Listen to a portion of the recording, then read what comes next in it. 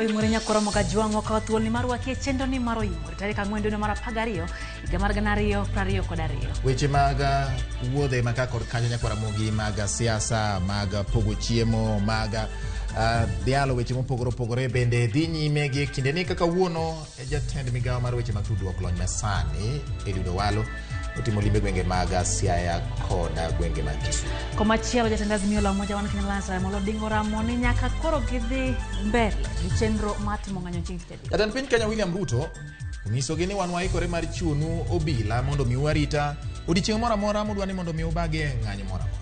Dibed ni jahera mar ngoma kata kuone tongona nyakoro mga jonga ahinya mago mantiere kuonde ma ji odakie ne ntiere buok ni nyalo gole kata kamano ntiere ka tongona makoro keto rawinji makore winje mana kamidware.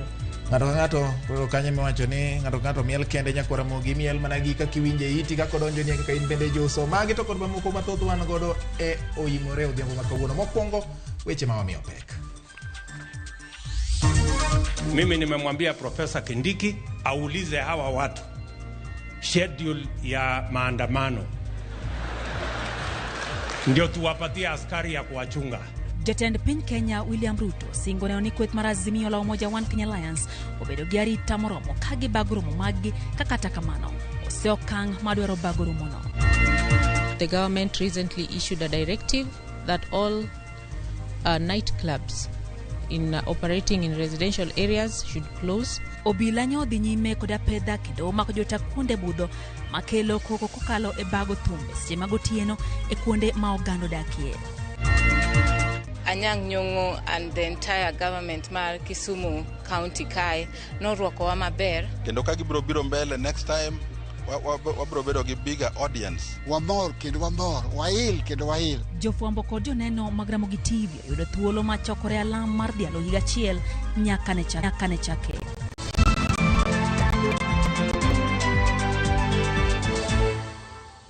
Machini nyakora moga juango wachako weche manyien mag Oimore odhiambo ni kendo wan gi mor ni yiero televisen mar RAMOGI kinde mamoko mathoth mondo mi bed gadiera kuom gik matimore alwora mari.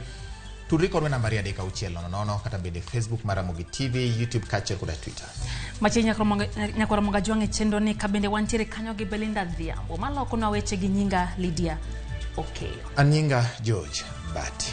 Jatend piny Kenya William Ruto okwa oganda jo Kenya mondo bed mabor gi ng'anyo mibuogo bagi gi kweth mar Azimio la Umoja One Kenya Alliance kowacho ni piny owacho mar Kenya Kwanza sani ochomo wang'e mana nyadongruok mapachoka. Ruto nowuoyo e nyasi mar lamo mar goyo erokamano manobagi e kaunti ma Embu.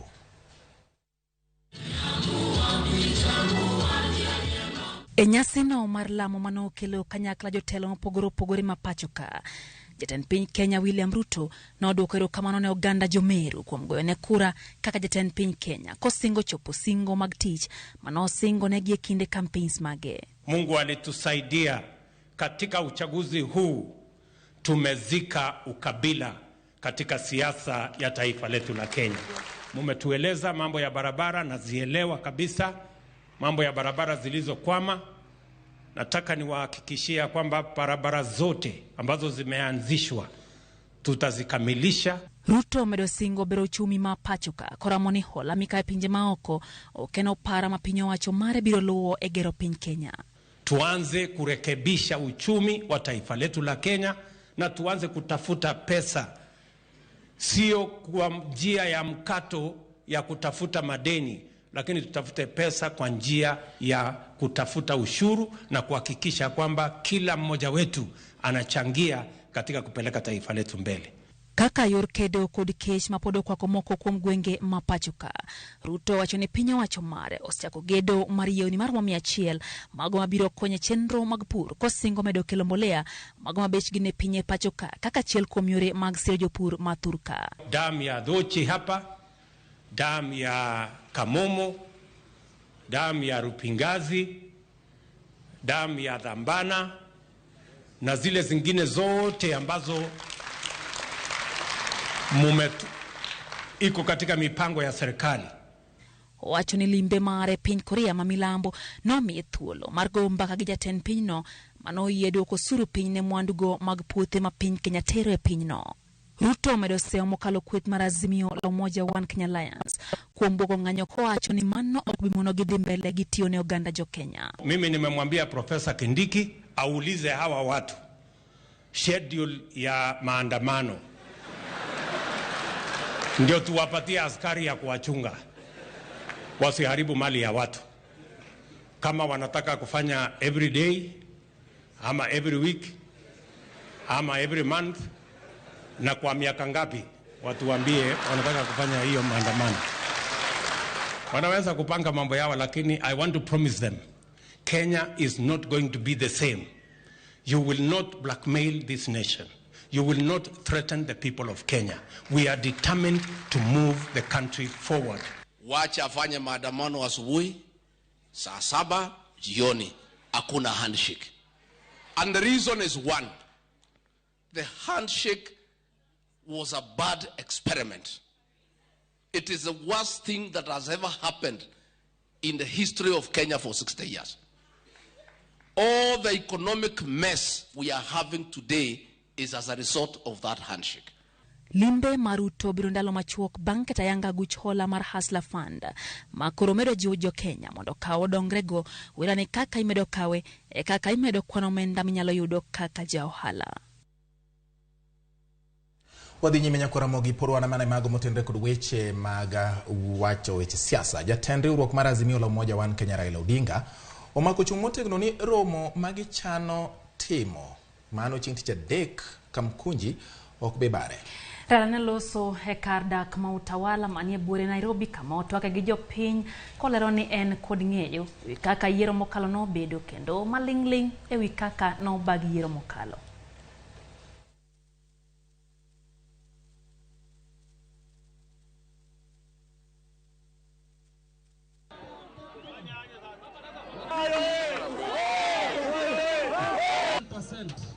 Lakini jamii mzima naomba kwa unyenyekevu na sisi kama Azimio tuko pamoja. Hii kura ya rais tulishinda na kura mingi zaidi. Unaelewa vizuri? Lakini nyinyi mnajua nini yanafanyika, sio? Kuna mengi nitasema siku ile ya Jumatano, sio? Tumefanya utafiti ya kutosha. Tunajua pale kura yetu iliibua na ni ngapi. Hivi karibuni ya kweli itatoka. Hii kila mtu anajua na Mungu anajua ya kwamba tulishinda uchaguzi.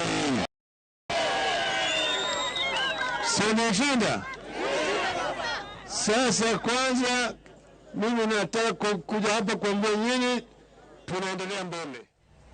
Kaporwane mago motenre kod weche mag Azimio en ni okak nenore ka gima mienjo e riwruok mar Azimio la Umoja One Kenya kasani liekore ni moko kuom duond buche manie riwruogno ok orwako romo mar siasa ma olandi ni biro chakore tich adek mar juma manyien. Raila Odinga oselando ni tarik 7 dwe ni hodhi bago rombe magalamoro malalruok kod jopiny kendo keto kenge maketo piny owacho mar William Ruto tesre. Ndalo manok bang' ogai mar Azimio la Umoja One Kenya Raila Odinga lieko mar bago romo magalamoro mar lalruok kod jopiny alap ma Kamkunji buore Nairobi. Romo ma imanyo godo ka giketo piny owacho mar William Ruto tesre. Okak nenore ka gima mienjo e riwruok mar Azimio. Ma en bang' maling'ling wuok ni duond bura mar Jubilee kod KANU maduto ne osiro lwedo Raila Odinga. We launch public consultations with the people of Kenya to brainstorm on the direction the country is taking. Then we will return to Kamkunji grounds on the 12th of December to continue with these consultations on the state of the Kenyan nation and also to have a prayer for Kenya, a prayer for democracy in our country, which is right now under a threat by this administration. Lendo no mara Raila Odinga bende nyuolo paro mopogore kamoko kuom jotelo makaluo mane siro lwedo ODM motelo ne yiero mokalo. Bende koro wuok kasi moganda luo ma osebedo kani ondamo manyime kedo ne lokruok mar piny Kenya mondo kik yie donje ng'anyo ka gikoni ng'anyo osemiyo joluo songa. Jo Jubilee manche ni kucho owacho ni ginok gitimo ang'owa ok gidhi e ng'anyo. Koro jaluo monego tho e ng'anyo. Apenju uganda moro mabei. Wane monego wadwa tho ne piny. President Moi kane watemo gole kor tam notamore. Kibaki odonjo waicho nwa gole kor tam otamore. Koro jothurwa William Samoei Ruto ni odonjo. Eto koro nyagole kor tam. Ndalo moko na chulo 10 wek.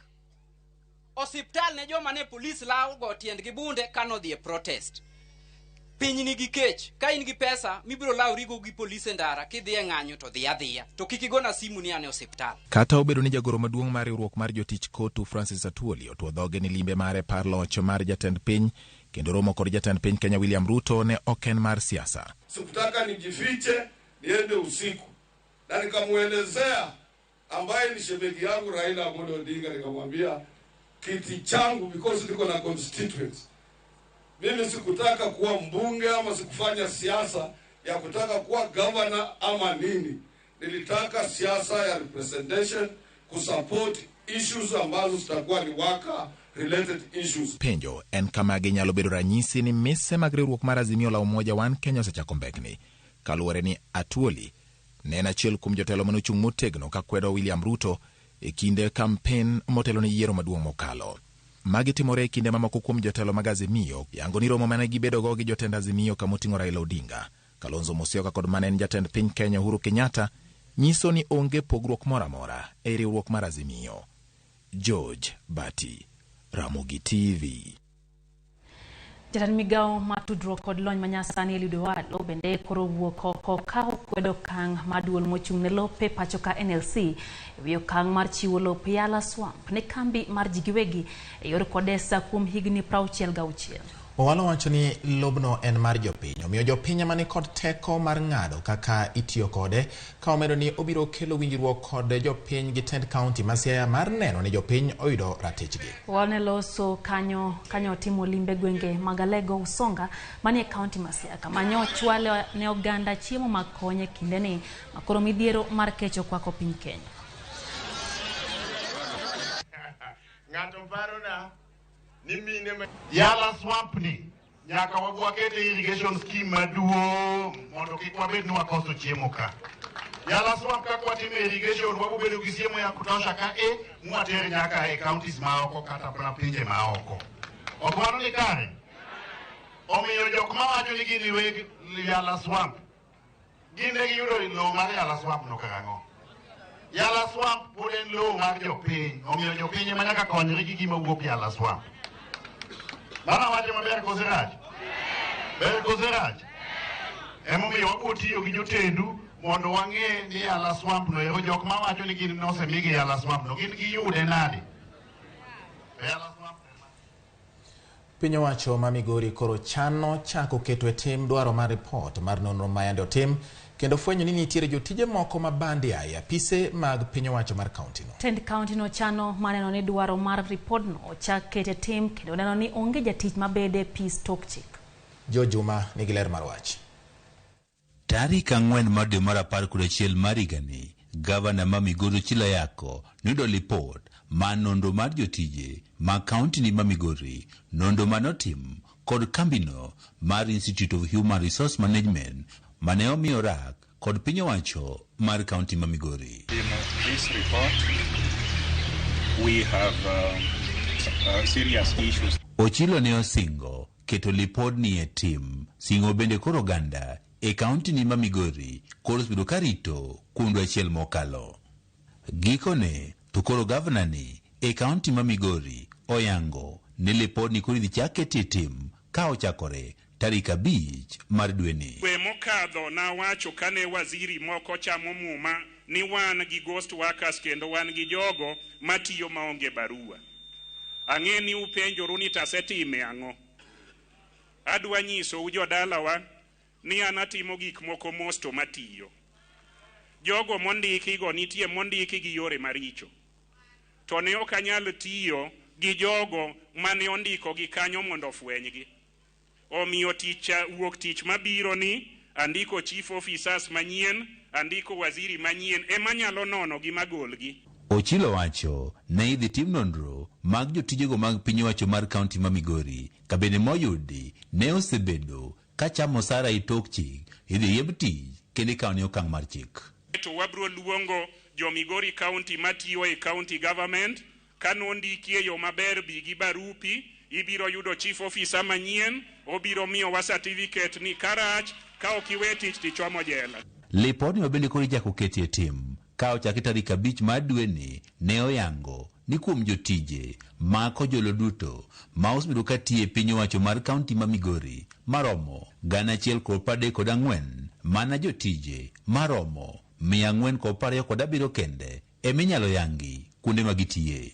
Lipod ni bende yango ni kaunti ni ma Migori osebedo ka wito omenda maromo $60 kuom higa ka higa ma ichulo jotijego manyawawa. Chenro ma keto lipod ni e tim bire sechego mamoko kuom oganda e kaunti ma Migori koro osebedo ka dhiro piny owacho mar kaunti ma Migori mondo koro ondik gi tich. Dwaro tich tijego nitiere, to nyocha jok ma pod wan gi ofis nupenjo ni oyo dako chilo gole jogi ochilo luo sheria, ok inyal riemba ng'ama iyudo kanyo maonge sheria. Lazima usuru ikatwe na watu wa pikipiki. Lazima serikali yetu ya kaunti itambue vijana wetu ambayo walitoka ambayo wako na cheti. Lazima kwa kila serikali ambayo itakuwa inaundwa, lazima tunapenda ya kwamba hiyo serikali lazima ipatie vijana wetu nafasi. Wanatiere gi jotiche i Migori County ka mosebedo kago ohala gi county. Akwo gi duol mamuol jumani. Wadhi lando contract mwadwa miyo jopiny ma ok tiye Migori County. Jopiny ma kawaida kaka un. Koro jatich, ka in gi kambi ni moro mabandi andalo nok wabiro fwenyi. E kind tend gavana machon ma Migori Okoth Obado, nondo ma jotich ne otim diriyo kendo lipot ni owuok. Kata kamano, iwach ne lipod ni ok ne okete tim e yono makare. Ka bende sani, oganda e kaunti ma Migori rito neno ne lipod ni mane ogol dwe achiel mokalo be idhi kete tim e yono makare. George Juma, Ramogi TV, Migori.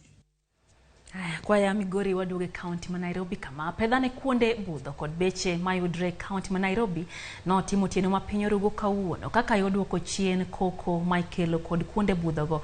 Tok gavana ma Nairobi golo chik mondo mi olor beche mantiere kuonde dak mawacho ni chido luasi gi koko. Pedhano mane otime kuonde dak ma opogore kaunti ma Nairobi geto kuonde budho ma pok oluwo chike mana kaka imiyo ler mar wach kod weekly foko.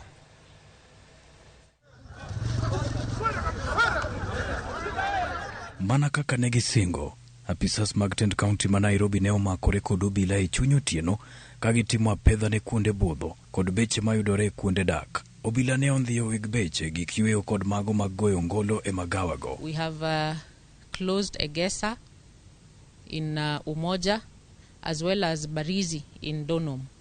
We have also visited areas in Kilimani area, in Dagoretti North sub-county, and I would say generally that area is quiet. Most of the places are compliant.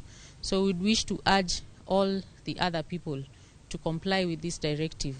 It is for the good of the people of Nairobi. Director mochung' ne chiwo lesen ne beche kod kuonde tongona e kaunti no Roda Otieno lero ni apedha go geto golo koko e kuonde dak ma weg beche oloko kuonde ohala gino ma osemono jodak nindo kinde ka kinde. We started off in Eastlands area. We visited Umoja area in Embakasi West. We have also visited Donom area in Embakasi East. Generally, we would say a number of people have adhered to the directive, but we have quite a number of other people who are still operating against that directive. So we've had to get revelers out of certain premises and close the same. No negotiation.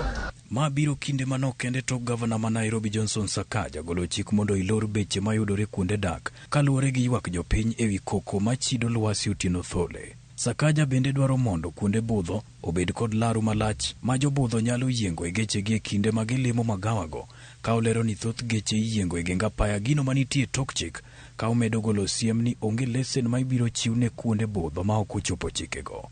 Weekly Foko, Ramogi TV. Nekora mogi purwan mane mago motende gi weche mag kuonde budho. Koro bang' nyo bila wacho ni giloro kata ten kaunti ma Nairobi wacho ni giloro kuonde moko ariyo mag budho. Nitiere jomoko bende koro biro gi lony mesani mar no ni koko kowuok oko mar kuonde ma ji budhego. kaka yo mar luwo chik mar kaunti ma Nairobi mar duoko chien koko mawuok e kuonde mag budho. Moko kuom weg magawa owuok kod lony mar duoko koko no piny ne jok mabudho duto e magawa ka imiyogi rawinji mar it ma idendo kaka headphones. Weche oko miyowa ler mar chal mar budhono. Iwacho ni lony manyien biro e kindene kaluwore gi dwaro manitie. Sekta mag beche kod kuonde budho bende koro nyono okang' mar arie e kelo lony. Ma en Claret, achiel kuom kuonde budho mayudore e kaunti ma Nairobi. Budho bage, budho mokwe. Donjowa e magawani makowa kod buok mokalo. Dhano juso maonge ngolo. Omiyo wakawo kinde mar fwenyo gima dhi nyime. Meneja mar kar budho ni lero ni magawani ni kod ngolo moling' ma otisi kaka silent disco, gino makelo mit mar thum e it ng'ato ka ng'ato wuon ma ok winjre gi oko.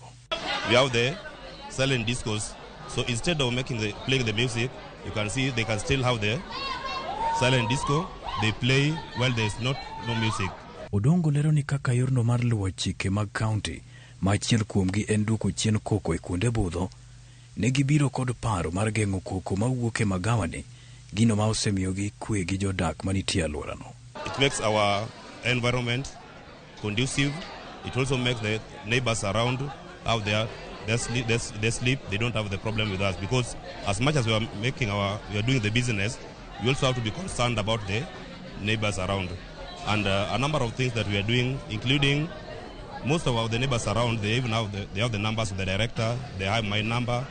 When any time that the music goes up, they usually call us and we correct it, and we've been having a very conducive atmosphere with them. Nyalo bedo ni en adier ni rawinji ni kelo mor kaluwore kaka johera mag magawani nyiso mor e lenda wang'gi. Dhano yiengo wigi. Yudo jalo mosine kar budho ni tek mokalo. Ng'ato ka ng'ato nyiso mor. Mana kaka jok mamoko, jabag ngolo kata DJ bende orwako rawinji mage, kendo dhi nyime gi kelo mor. Odongo lero ni rawinji gi ni kod nyalo mar mako thumbi adek e kinde achiel, omiyo jawinjo yiero ngolo mamore kendo mano mahoyo chunye. The silent disco is switched in such a way that you can at one point have like maybe 3 music at the same time. So you can only switch the one that you are interested in. Like we had the game that was going on. You could listen to the ball as well as listening to the music. Meneja no lero ni owand kuonde budho ondiko jotije mathoth mokalo, omiyo chunogi mondo giluw chike ma oketi matayo magawa mar neno ni okolor magawago, ka omedo ni gin kod chenro mabeyo mar duoko chien koko mana kaka chike dwaro. E seche ma koro weg kuonde budhogo duong'o dho chunygi ne lonyno mar rawinji mar it, penjo manitie en ni bende rawinjigo ber gi ngima mar jawinjo ahinya ni it. Weekly Foko, Ramogi TV. Koromoge ndaka 24 bang' saa 3 kamaro tieno chenro en Oimore. Wadhi nyime gi kelo weche manyien ma waseikoni kendo wachoko ni odiechieng' mangima gin mago mamulo pachi, chunyi kendo bende imiyi bedo gi ng'eyo kuom gik matimore. En wanyiso janeno kanyo bati ni mondo ginyiswa pati kotenore gi mago maikonegi sechegi. Ano ka otemero donjo ka Agri Ajwang' Komoro wacho ni entiere Kibra, waneno maler to wacho ka ne jo Nairobi waserito dhiserekea Kamukunji tarik 12. Ngene na ok en serekea kata kamano en romo. Koro Agri Ajwang' dwa dhi serekea tarik 12 dwe mar 12 Kamukunji. Koro ikiani mane kata kamano vital chieng' ka wuod game Rariube wacho kanyo ni en bende entiere kodwa kata kamano wacho en telo mar Kenya Kwanza nyaka koro tine jopiny. Alright. Kendo medo kanyo ni wan gi mwadwaro sani en tich makare, dongruok kae to bende wacho ni jotelo moko winjo bed ni ore kendo giwek wuoya nikech nitie joma pok ochango nyaka sechegi. Alright. Opio Ndwari mar Kikonge wacho ni bati awuoro kaka josiasa riambo wan wakawo mana kwe piny koni. Mane gima wacho. Ochieng' Jakosege wacho ni gin koto lela wacho ni penjo ni Raila opango romo gi ji Kamukunji be nitie jogi mani godo machiegni madhi bedoe mano penjo. Aparo ni mano wach ma inyalo duoke gi jok mabiro yuore nyasi kaka wache ni en nyasi. Gi jolos nyasi. Nyasi biro bedo Gidhi serekea. Gidhi serekea. No Brevio Geka wacho kayo ni en to wacho ni ng'anyo mar Azimio okete tich adek wacho ni onge ber modhi kelo kata wacho ni kar keto ng'anyo to ging'i wach mar GMO cha wang'iyane kaka idhi time chal ni kelo paro mar ng'iyo gima nyalo konye manyalo dhi e iye. Nancy Moses wacho ni wentiere kodwa chenro chogo nyar chali bende wacho ni en bende en tai kata kamano pod oyuago weche motenre kod siasa. Dave Rizio Bongo bende wacho kanyo ni nyaka koro tend Azimio were gi wach mar ng'anyo to kopone gidwa ng'anyo aneno kanyo paro nitiere kanyo opogore. Alright, Lydia, Pastor George mar Rodi Kopany wacho ni en bende oketo wang'e Ramogi TV, wacho ni oganda jo Kenya kabe to bende gi lemo gi chiwruok ne timo gik manyalo konyogi mar ng'ato ka ng'ato nyalo loko ngimane ka en owuon ochiwore. Kasto Jared Nyakie bende wacho ni moro dhoch soja Wood Katieno bende wacho ni amora ahinya gi Ramogi TV gi weche manyien gin gi jaodi luongo ni Judith Anyango Ater. Poyo matinya koro mga jongwa duok kod weche mathoth ng'adigo kodwa mbaka nyiswa pachi kotendro gi mago mabende wakelo ni sechegi. Wayo matinto kwa duogo pod wantiere kod weche mathoth.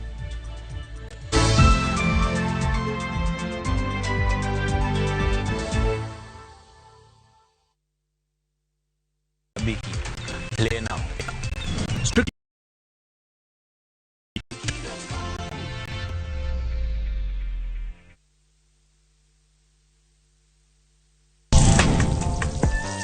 Chiemo kelo wa kanyakla, ibedo kod paro mabeyo mag chiemo motedni. Karibuni. To will kod kaka itedo kit chiemo no manigi suya kod ndhadhu mamit. E chenro mar tedo gi chiemo, wapuonjore tedo kit chiemb luo kod chiemo manyasani. Koro kigolo ring'o ting'ade kama. Tich adek ka tich adek, saa 2 okinyi, mane Ramogi TV.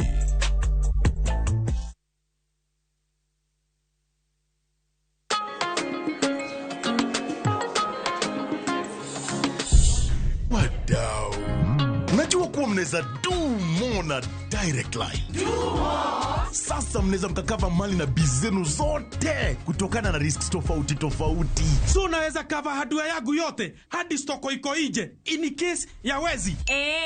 Na botiki yangu kuchomeka. Hiyo yote no maachia direct. Na pale kwa site naweza kawa construction yangu, mashini, mafundi na shule yangu, wanafunzi, wafanyikazi.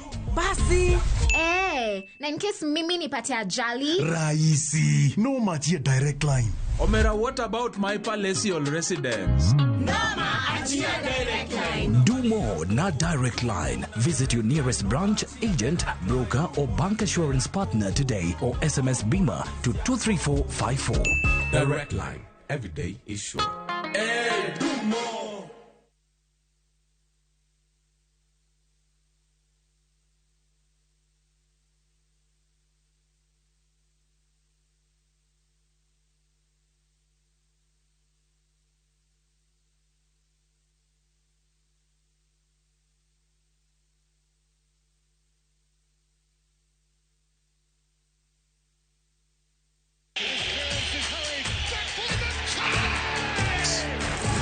Have doodles taken over your home? Hey, I need to suck your blood. Get Bolt and get your home back. Unlike other insecticides made from toxic synthetic pyrethroids, Bolt is made from 100% natural Kenyan pyrethrum, making it gentle on you but deadly on flying and crawling insects. When doodles strike, stop them dead. Bolt insecticide, gentle on you, deadly on doodles. Get Bolt insecticide today.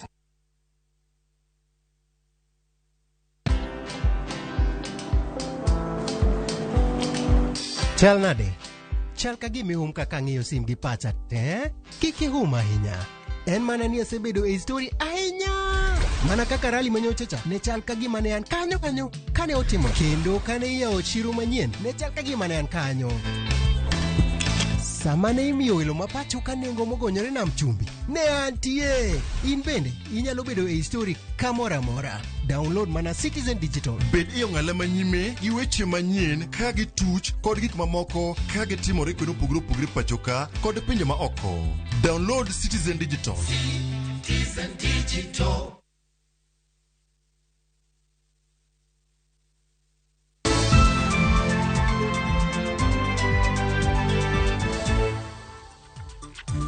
Ramogi wadonjo kendo telo machielo mar Oimore purwan kod weche mathoth ahinya ma waikoni gie sani, omiyo ma thuolo mar winjogi kauni.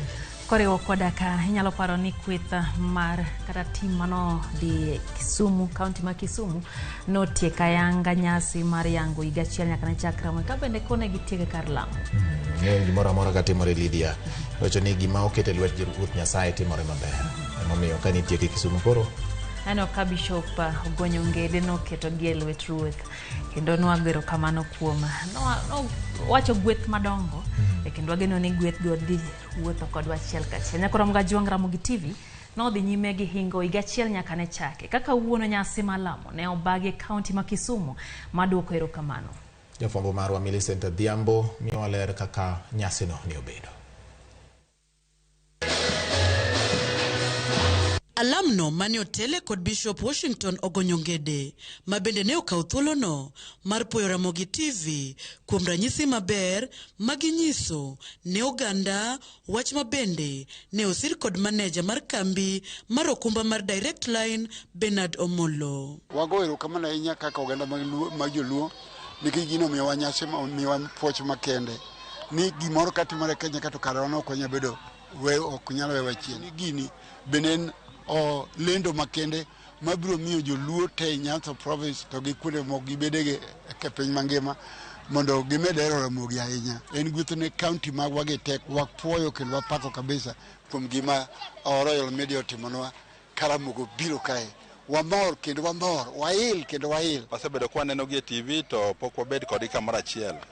Koro biro gino omiyo ji koro ong'eyo services magi offer kendo ang'eyo ni going kawadhi mbele kendo ka gibiro biro mbele next time wabiro bedo gi bigger audience for the benefit of all of us. Komachielo, jalup jachan chenro mag Ramogi TV, Perpetua Okoth, mane otelo ne jodito kod jofwambo mag Ramogi TV, kendo oduoko erokamano ne tend kaunti ma Kisumu, oganda, johera to kod jokanyo e migepe mopogore opogore ma osiro Ramogi TV e nyasi mar dhialo higa achiel. Anyang' Nyong'o and the entire government mar Kisumu County kae norwakowa maber. To nwabet ki nyasi mopogore. Tich ang'wen nwan gi free medical camp, kasto tich abich nwan gi boda clinic, kumwane wabede gi football kuom jo boda gi police. Kasto ngeso nyoro nwadhi limo nyithindo manie remand, kumwane wabedo gi nyasi maber. Kasto kawuono watieko kanisa mar Power of Jesus Around the World, kuma wayudo neno maber. I've worked during this event with several other companies that have come with us in kind, and they have also been given the opportunity to showcase their products and services. And I would appeal to everyone else to reach out to us, visit our Kisumu office, visit our Nairobi office. There is plenty of opportunity with this platform for growth and expansion especially. Manaka kanocha kore e paro obede wach mochopo e tim. Nyasi mag dhialo higa achiel nyaka ne chak Ramogi TV ne owir kod alam makende ka nyasi makama oparo ne johera mag Ramogi TV ni gine okumba ma omako motegno tesenni kendo gine kanyakla mar wuoth marabora mapod dhi nyime e dongruok mar Ramogi TV. Happy birthday dear Ramogi. Millicent Dhiambo, Ramogi TV, Kisumu County. Ramogi mano ne nyasi mabende ne ong'ade nyaka kek kuon nyasongo mabende ji no chamo kanyo ga dhialo higa achiel mar Ramogi TV Lydia. Hala ni dikelo Oimore wang'ade ana ko ng'adore. No marwa podi tedo. Mari injili kala neno goki. Kegwa podi tedo nyako Ramogi. Ibu chiemo makata chamo mana gi wang'i to kek nyaka cham podi tede. Higa achiel ma Ramogi TV osebedo e yamo. Lokruok osebedo ne jogo mago thum ni mar gidu thuolo mar nyiso nyalo margi mar thum achiel kachiel. Kaka jafoma mar Sharon Ong'ao lero, lokruok mathoth medo donje sekta mar thumbe kokalo kuom Ramogi TV. Chieng' tarik 29 dwe mar 11 higa mar 2021 iyawa Yanga TV mar Ramogi. Nyaka chop sani Ramogi TV orwako higa achiel. E kind thuolo ma kamano, Ramogi TV osegero mise mathoth. Mise mabende osebedo ka konyo onagi. Moko kuom jogo moseyudo ber kaluwore gi biro mar Ramogi TV gin jothum. Nyaka ne Ramogi bi osebedo gi gik moseneno ka Ramogi konyowa godo ng'eny kabisa nikech gi play songs ga dhano jopiny ng'eya nyaka jok mane pod kiaya sano ng'eya. Ata wacho ni biro mar Ramogi TV osekonyo maduong' nikech Ramogi TV osekonyowa e marketing kasto gimiyowa bende digital platform manyiso ni gi expose wa to the world. Impact aseneno mokwongo kaka natimo launching makoro ayaw band, that was last year November. Ma ng'eni sani an kod wani ya oko. Noluonga e Ramogi kanye mane jokuongo ng'eya gotieno Friday moro. Kanye mana kuonga go e live band gotieno. Then bang'e kanyo chaka duga golo thum moro miluongo ni Era Kela. Na golo Barikiwa ka gi video moro. Koro thum no sebede ga kigoye sana koro kanyo Ramogi osemiyo ji mang'eny ong'eya. E kinde malach onagi manigi talanta mag wer osebed ka iseyo kaluwore gi golo thum maonge kanda mag tipo kata video. Kata doko ni gin kod wende mathoth magisebedo ka gigolo. Gan gi videos 4, audios an goda 8. In the last 1 year segolo thumbe madhi 6. To gima meda jingo en kaka wende na bedo kituge Ramogi, then kaka itugo gino miya yudo tich bende kun moko kaka mag road shows gi mago bende wuok mana through Ramogi. Kaka one upcoming artist, videos go be dwaro pesa. Kusamuri nwang'o ka thum in go ready segolo thum, koro podio in gi challenges mag pesa mag video. Koro kawa raise matin kawayudo to wagolo go video. Yesa ni an gi album achiel. Nitiere album moninga tim kendo asetime bato ningo koro wagole ne jopiny wabro gole mbele but e album mokwongo no video mana time en video achiel. Wood Phoebe en achiel kuom jathum kendo jal ma osebedo kaloso ngolo e pacho kae. Korka kore owacho ni thoth onagi magoyo thum osebedo gi nyaw mar golo kanda kaluwore gi onge mar kama inyalo nyisgie. Nikech market mane nitie mosebedo chien kanyo nen market mana mar audio no. Kigole ego radio no ki itaji bedo gi video mondo go thum yango e radio. Koro ka TV obiro sani kore ka jineno the importance kata ber mar bedo gi TV. Ome sani neno ka king'iyo maber kata kira ng'uyo ka jothumbe wasani bende timango osechako golo videos. Gigolo videos mondo mithumbe gi go e TV. Wood Phoebe wacho ni biro mar Ramogi TV osekelo ne dongruok mathoth. Yande ne okonyo jothum golo ngolo maonge kanda. Sani koro oseyawa Yanga nyaka kambi maloso ngolo mag kanda kaluwore gi medruok mar jothum. Te studio ka bende ka sani kene kana timo kamano audio production. Koro chuna yawo kambi matimo video be. Koro samwa golo audio ne Ramogi FM to Ramogi TV bende yudo ngo content maginyalo air in terms of video. Thoth jongolo machako tij thum nitiere gi thuolo mar yudo dongruok e kit tich magitimo kaluwore ni TV mar Ramogi nigi chenro mopogore mag ngolo. Chakre chenro mar ng'e jothumbewa mabiro chieng' tich abich e chenro mar Rupenya. Chenro mar mbak ndalo mabiro chieng' wuok tich nyaka chieng' tich abich chakre saa 8 nyaka saa 10 mar odhiambo. Mamoko gin kaka Injili Kalo, Thum Dagmor, Ramogi Night, Ngoma Owaki, Kachiel kod Tiedero.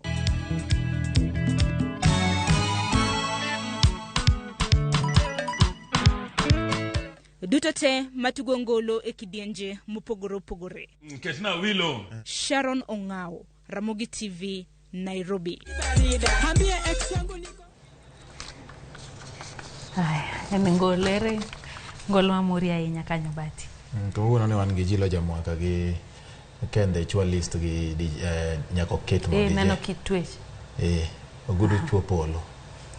Mago iluongo ni chal mar kaka weche chal. Mago bende kitwa gi timbewa. Kando mosore gi lo.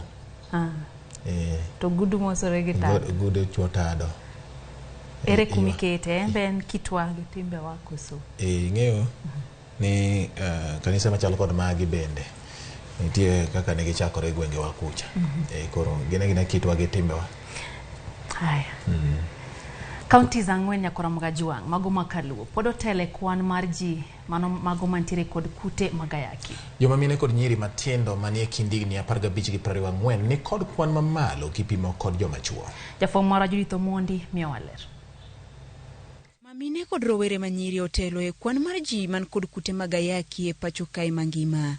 Lipot mar duol mochung'ne kedo kod kute magayaki yangu ni higa mar 2021 atamalo 70 mar ji mane oyudo ayaki ne gin joma mine kod nyiri manie kind higni 15 nyaka 24. Lipodno bende oyango ni thoth ji mane oyudo kute magayaki wuokie counties 10 ma pacho ka. Counties go ting'o atamalo 58 mar ji duto man kod kute magayaki e Kenya. County motelo moloyo en county ma Nairobi man kod kwan mar ji 1153 818. Iluwe kod county ma Kisumu man kod ji 1130 kod 36. Homa Bay biro bang' Kisumu kod ji 1122 954. Siaya ji 997 922. Migori ji 77 690. County mar auchiel en Nakuru man kod ji 58 678. Mombasa luwe, Kakamega, Kiambu ka Kisii county mar 10 man kod ji 42 842 man kod kute magayaki. Joma chuo manie kind higni 20 nyaka 39 okawo atamalo 76 kwan mar joma chuo 8,874 mane oyudo tuono e higa mar 2021. Piny Kenya wito kwan mar ji maromo 65,000 higa ka higa nikech tuo mar ayaki, kahera kod malaria. E higa no bende Piny Kenya ne owito ngima mar nyithindo kod rowere mani piny mar higni 19 maromo 498. E kwan mar nyithindo maromo 82,879 mane iparo ni kod tuo mar ayaki, atamalo 41 ne okotimnegi thieth, ka atamalo 45 mane otimnegi thieth, to ne okochopi okang' ma yath kedoe gi kutego kaka dwarore. E kind counties duto 35 mane otelo kod kwan mar ji mane owito ngimagi higa mokalo, 6 ne okadho atamalo 50. Magi oriwo kaunti ma Samburu, Isiolo, Turkana, Lamu, Wajir kod Vihiga. Piny Kenya kokalo kuom migawo mar thieth osingo mar kedo kod tuoni ahinya to e kind rowere manyiri e pacho kae. Judith Omondi, Ramogi TV. Kowuok e mago magayaki nyako Ramogi wang'iye mago otenre gi tuo mar kansa. Jotuo mag kansa mawuok e kaunti ma Uasin Gishu koro kwayo piny owacho mondo mi okonygi e chulo kumba mar thieth mar NHIF kendo yare chenro ne jotuo mag kansa mamoko kaluwore gi kwan mathoth mag kansa mamedore piny mar pacho ka. Giwacho ni thoth jotuo kansa odak e ngima mantiere piny mokalo kendo gionge nyalo mar kawo ting' chudo mag thieth. Gikwayo piny owacho bende mondo mi owuog oko mar chopo e kar thieth kendo neno ni opimgi e wi tuo mar kansa kaka yo mar kedo kod tuono e thurka. Ne gilose kinde romo mar Gibwa ma Eldoret.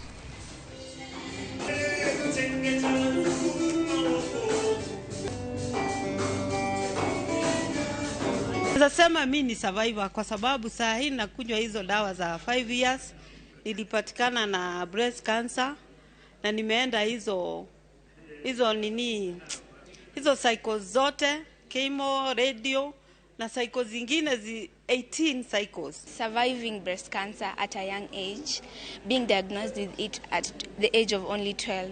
It was very hard, and this day has made it has rekindled the light that was almost fading away. I request our government that NHIF is good for those who can be able to pay, but most of the Kenyans are very poor. Those suffering from cancer, most of them are dying in their houses because they cannot afford NHIF. Reduce the cost of NHIF for cancer patients. Please, please, cancer is finishing most of us, most of the people. Reduce the cost. Again, when you talk about disability, I talk about it in line with cancer, that once you have been diagnosed with cancer, you are no longer the same again. What is the government doing? Please, our leaders. Kormo kupogre kod gero ute thieth ten counties mapachoka dwaro ni tiere maneno ni yedhe lakteche kachiel kod thieth makare bende yudre e ute thieth makamago. Magino yangi gi moko kuom jotuo e gwenge mag Ngawi County ma Tana River makoni thoth jotuo ling maneudi kaluwore kod onge mar thieth malong'o e ute thieth manitie alwora magintie. Jojao komioaler. Oganda makwar mag jotuo ne jowuok oko mar yudo thieth mane chiwonegi maonge chudo e chenro mane itayo gi tend wath ma Mombasa Kenya Ports Authority e gweng' ma Ngawi County ma Tana River. Kae jodongo, mine, nyithindo kod ojende duto ne ochopo e sikund primar mar Arap Moi kuma ne chiwe thieth ma kamano ka gino mane oyangore maler en ni oganda mathoth tuore to kata kamano giling gi tuoche e mier nikech onge mar nyalo. Hapa nimekuja nipate matibabu ya bure. Maana yake finance imekuwa problem.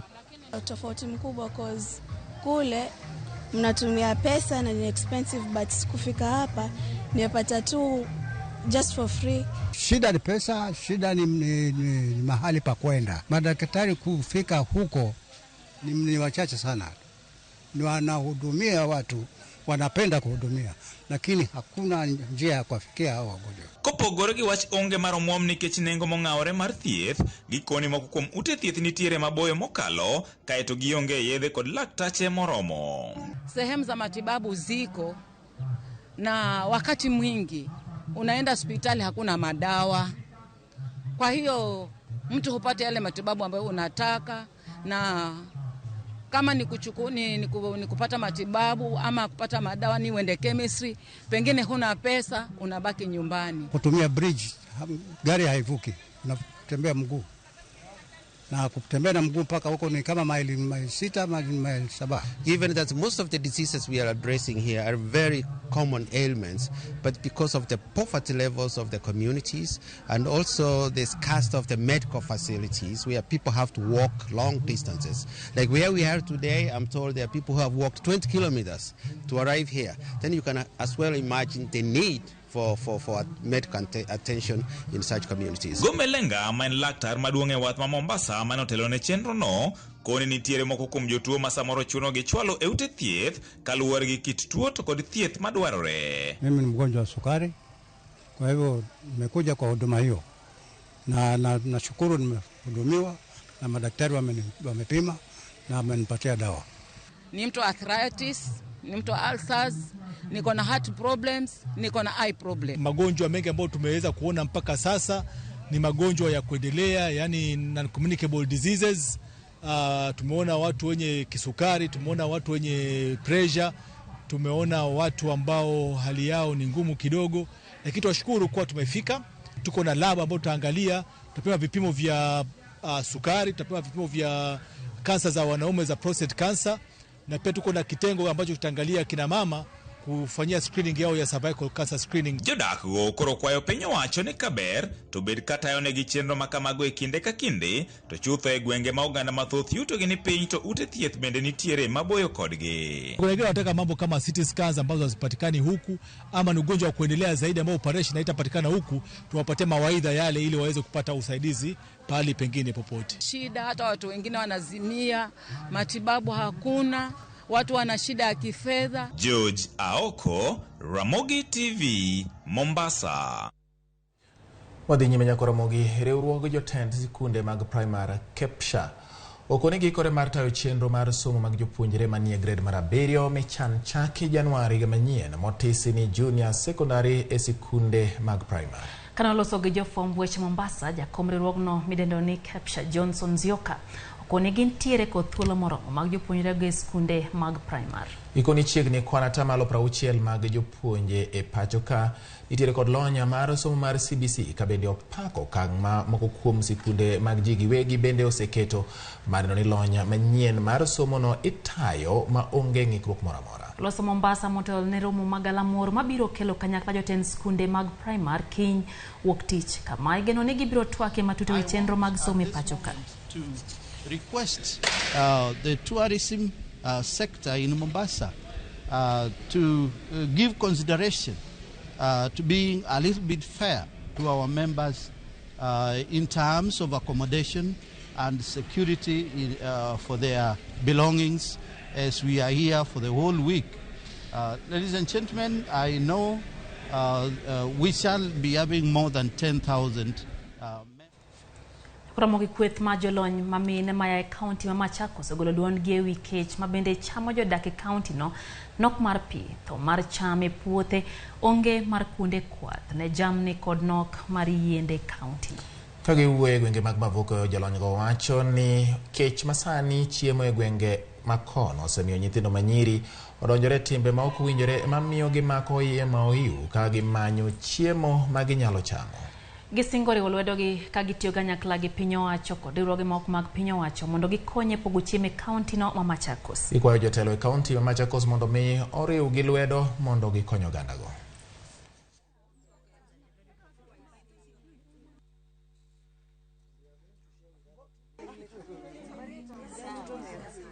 Currently, we are going through a very bad drought, which hasn't been seen for the last 40 years.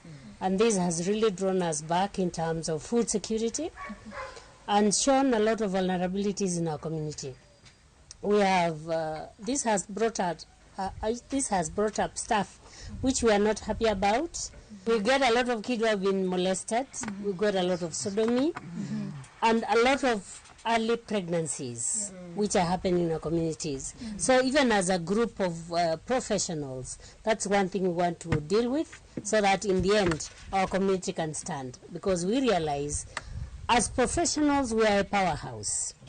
The skills we have can go a long way into working in our communities and making our communities better. One of the first technical working group that we have supported has experts that are from the agricultural field, and we are already outlining solutions that we think are most appropriate for our region. And of course, we cannot do this alone. We will be linking up with the communities, working very closely with them, and in the leadership in these areas, looking at what works best in terms of agriculture and sustainable agriculture in our communities. We want to appeal to the government and other stakeholders to assist this group in achieving its objectives by supporting us, even in the county governments, in the national government, so that we can be supported to be able to achieve our obligations without interference. Jokanyo 30 mag sekta mar thieth e pacho ka otieko limbe margi e piny Uganda, kuma gisebedo ka girango e kaka sekta mar limbe ma e pinyno chalo. Apisa mar mbetre ma Uganda e boma Mombasa, Paul Mukumbia, wacho ni lalruok e kind pinje ariyogo en manyo yore mag tego sekta mar limbe. Owacho ni owinjore winjruok ma otegno bedie kind pinje Afrika ma ugwe mar neno ni sekta mar limbe obedo motegno. Wachno oser gi jakom riwruok mar jota sekta mar limbe Kenya Coast Tourism Association, Victor Shitaka.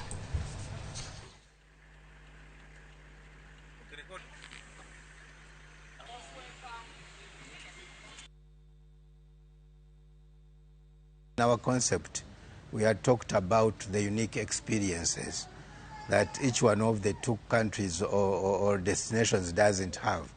So for the Kenya coast, they don't have the mountain gorillas that we in Uganda have. So that was really one of our main products that we wanted to sell to the Kenya coast. And oh my God, it was quite an experience, not just looking at the mountain gorillas, but the process of getting there, the trekking was quite an experience and quite exciting. Have seen our cousins, you know, just a few meters next to us, And I have a lot of stories to tell my people back home.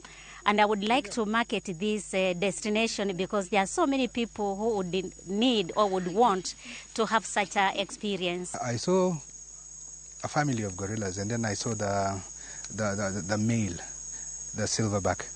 It's an exciting experience. And not only the gorillas, just the whole, the forest, the trackers who took us there also. It's a whole package. From the beginning at the base to come here, the trackers have been with you, they've guided you.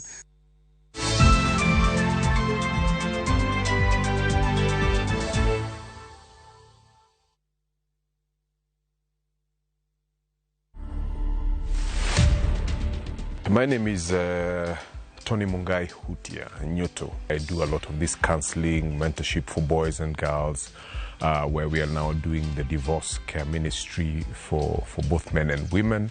I was not getting married to get divorced. It was marriage and that's it, till death. We most of the time throw the burden of divorce to women. We forget that part, that the man is the head of the home. A relationship is two-way, and that's why the Bible talks about two people can never work together unless they agree. I've been dating a different person than the one I meet in the house. To watch this story and more, download the Citizen Digital app today. Kenya's #1 app, Citizen Digital.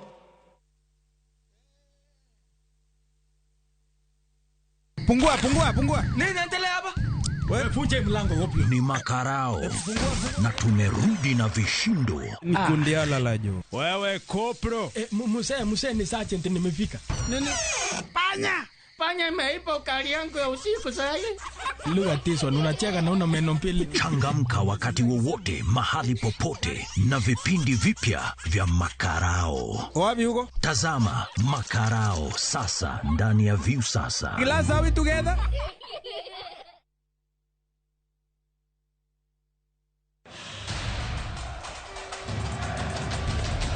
It's time for the greatest football stage in the world. Hapa Shabiki.com tunakuletea the Qatar Jackpot. Rahisi sana. Correctly predict 6 World Cup games kwa shilingi 8 pekee and win 60,000 shillings za haraka kila siku. Tuma neno QJP to 29063. Believe it. 6 World Cup games, 8 bob, and 60,000 shillings cash is all yours. Play now. Strictly not for persons under the age of 18. Betting can be addictive. Play responsibly. Shabiki.com is authorized and regulated by the BCLB. License number 416. Shabiki.com.